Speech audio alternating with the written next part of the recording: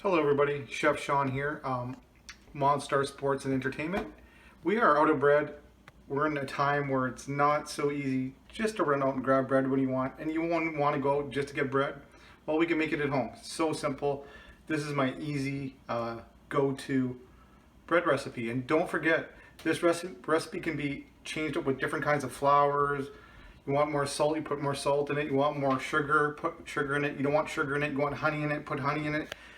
Bread is that basic canvas that you can do almost anything with, and you can add different cheeses, cheddar cheeses, sharp cheeses, white cheddar, jalapenos, beer in it to instead of the water.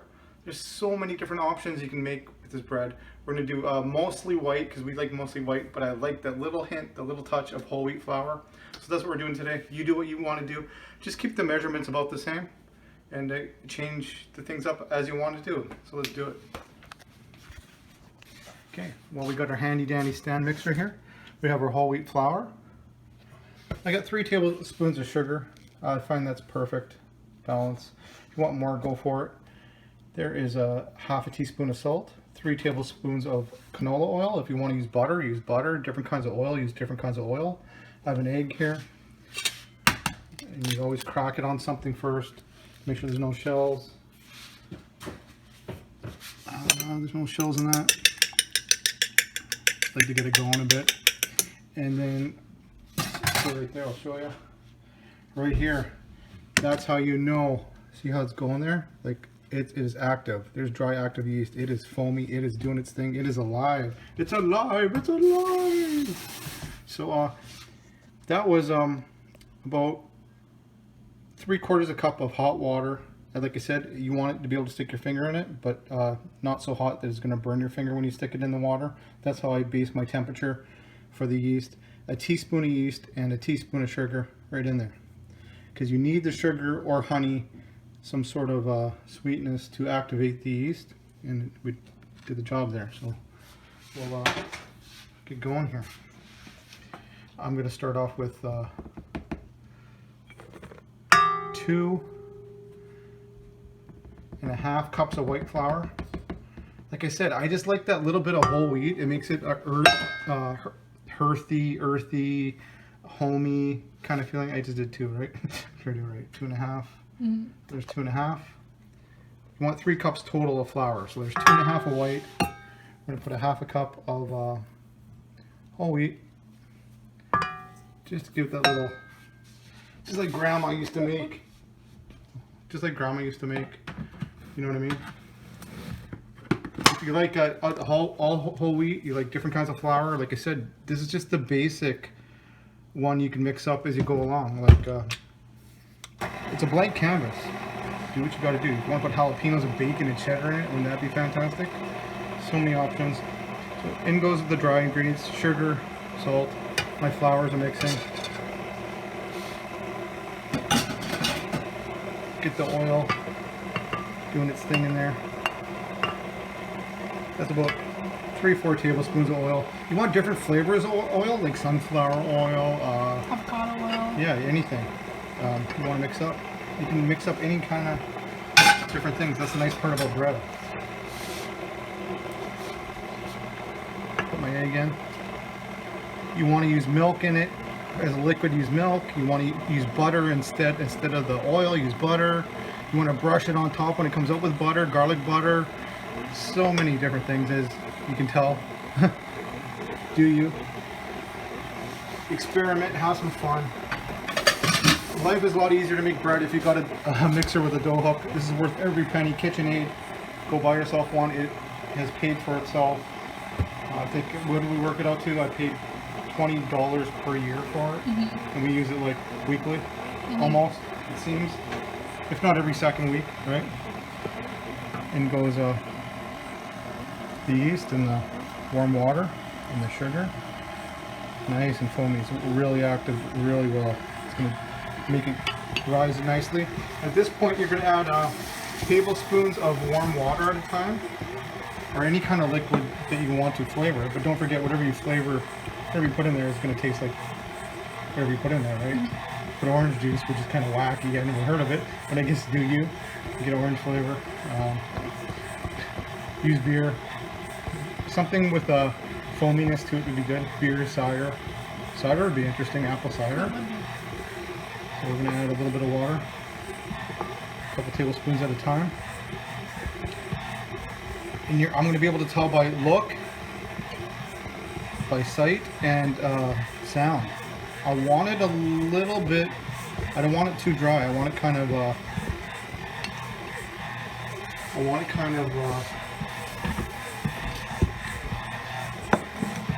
soft and a little bit sticky. That's how I like to start off my bread.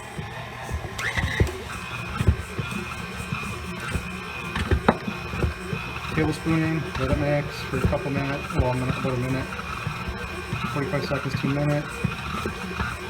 I've done this a few times. It's not my first rodeo, so I can go faster than most people.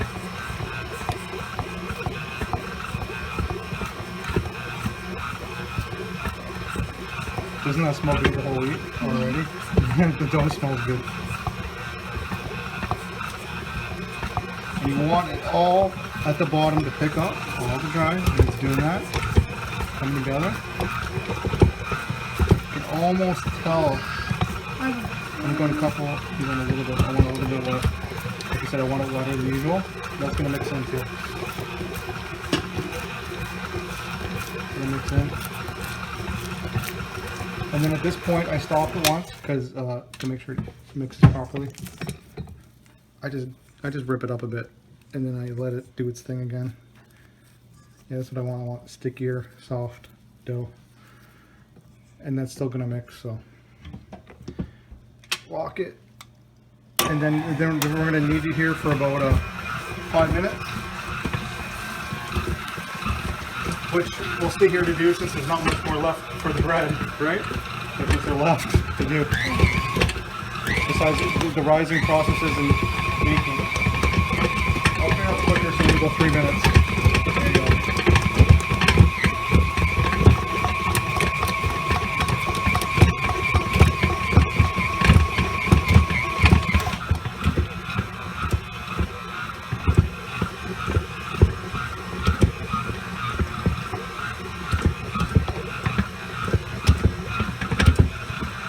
Kneading away. There you go.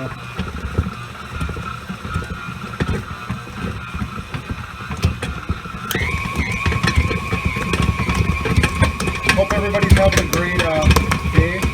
Thank you for watching this. And like I said, now at this point we're going to take it.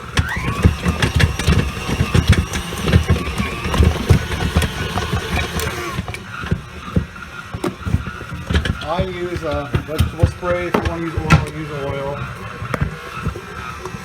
I got my oven on about 400 because I want to make it on the spot. For the rise. I use a little saran wrap. I use a little tea towel. We're going to imagine this is one a bit longer than what it did. It would have been another 2 minutes anyway, right? You guys get the point? Bread is very unforgiving if your yeast is working. So, let me see. See? That's perfect. That's what I was looking for, right? I'm tucking it under, forming a nice bowl. See? Not too sticky. It's a little bit sticky, but not. And I go into a little vegetable spray. I spray the bottom. Put a little saran wrap over it, and we're gonna let it. I do my first rise like I did with my cinnamon buns, 70 minutes for the first rise. So we'll be back in 70 minutes. I'm gonna put it over on my right here. I'll show you. You're gonna feel it. You want a warm spot, not a boiling hot spot. If you can keep your hand there, it's warm, right? There, it's gonna rise. Do its thing. See you soon. Hello everybody, part 2. We let this rise for, I did 80 minutes. It's beautiful. Look at that. Just touch it and goes down perfect, nice and airy, exactly how we want it. Just a little bit of flour. You don't want to over flour it. If you over flour it, it starts going a bit tough. So you're just going to take it. Let's get the air out.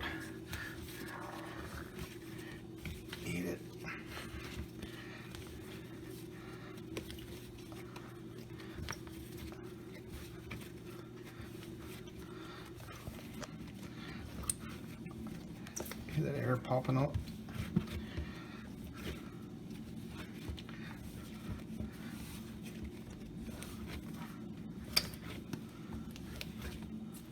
There you go. Now, take it, tuck it under. We get like a seam going on. And you're gonna form it to however the heck you want it.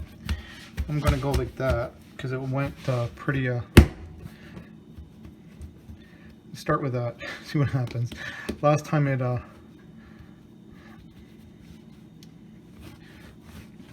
We'll roll it out a bit more. You can put that in a pan too if you wanted to, right? Yeah, you can put it in a pan. It'd be more like a sandwich bread, right? That way. But we got no problem slicing it up and making sandwiches, right? Right. Yeah, you can put it in a pan, let it rise in the pan. So second rising, I'm good with that. Mm-hmm. It's a loaf. And I'm going to do what I did before. A little bit of vegetable spray. Down it goes. Let it do its thing. I'm going to cover it up again. Vegetable spray. Cover it up. I have to cover it up with a couple pieces because it's going to expand. And let it rise again at a warm spot, not a too hot of a spot. Warm spot for 45 minutes. Should be good to go. You just want it covered so it doesn't form a skin. Right? That's that. See you later for part 3. Hello everybody, we are back. That has been about 45 minutes. It is larger than life, ready to go. We're going to go 350 for about 40 minutes. We're going to start off at 40 minutes. Then we're going to check the bottom, see how brown it is and how brown it is on top. And we're going to go from there. We'll take it from there and tell you how long we had it in the oven. Here we go. We're putting her in now. Nice big loaf. Oh, it's going to be good, eh? Oh yeah. Good, great for toast and jelly. Can't wait. Hello everybody. This is the final part, the best part, the tasting. It has been about an hour. It's cooled down. And there's our bread. Nice and crusty on top. You want to hear? Nice and crusty on the bottom. Look at that beautiful golden brown. Still warm. We took some butter. We used our KitchenAid, and we put on the whip attachment, and we whipped some butter. So we got nice fluffy butter going on there. And we're gonna get Madison a piece here. Oh, nice and crusty. The whole wheat. Oh my God. Look at that. Perfect.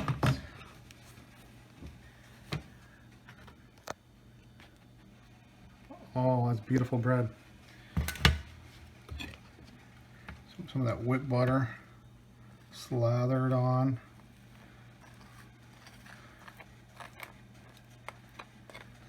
What makes whipped butter so much better than regular butter? Just the aerating it. I don't know, but it tastes so much better. Wait, all right. Take a look. Oh, look at that. Here we go. Okay, hold up. I'm just gonna break it up here. Breaking the bread. Nice crunchy texture on the outside, nice and soft and fluffy on the inside. How's that whole wheat? Yeah, we're good. Fantastic. There you go. We are good to go. And that's it, people. That's how you make bread. Not rocket science. You can do it. See you later. Thanks, everybody. Stay tuned for the next video. Like, subscribe, and hit that bell for notification, and hit the like on your way out. Leave a comment if you're rewatching this. Thanks.